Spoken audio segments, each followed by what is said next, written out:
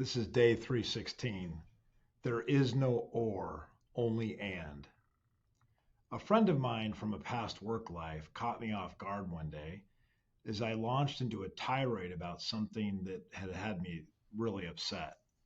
I was complaining that the business needed to pick between two particular paths, and I was frantically trying to emphasize that they needed to pick path A or path B. At just the right moment, he calmly looked at me and said, "There is no or, there's only and."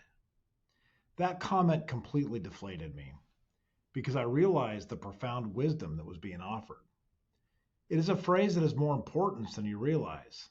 The more you think about it, the more you will understand that rarely, if ever, do people choose between two options.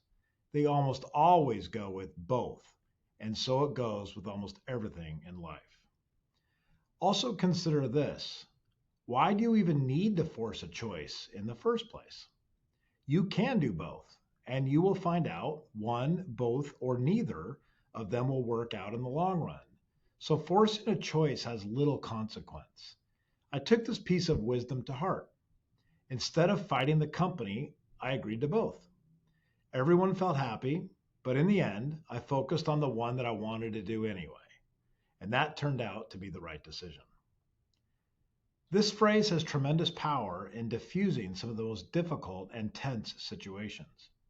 Often you will have well intentioned and like minded people trying to achieve an objective, and they will come to loggerheads because they are unwilling to budge on their position. You will be in an or situation. The best way to handle this is to do the same thing my friend did. Emphasize that they do not have to use an and statement, and they do not have to use an or statement. They can use an and statement. Engineers love it when you say this. There's no need to separate when we can concatenate. This will give them a pause and they will smile, chuckle, and agree that you are correct, and laugh at themselves for forcing an unnecessary decision tree. The older I get, the more I try to notice when my mind is shrinking the world into an either or. If I can step back for a moment and say there is no or, only and, I make room for movement.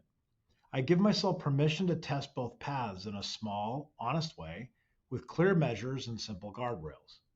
I care less about winning the argument and more about learning what works. Try both if you can, then watch closely. Keep what proves itself, let the rest fall away. Progress is rarely a single door we choose once. It is usually a corridor of doors, and the person who keeps walking is the one who gets somewhere worth going.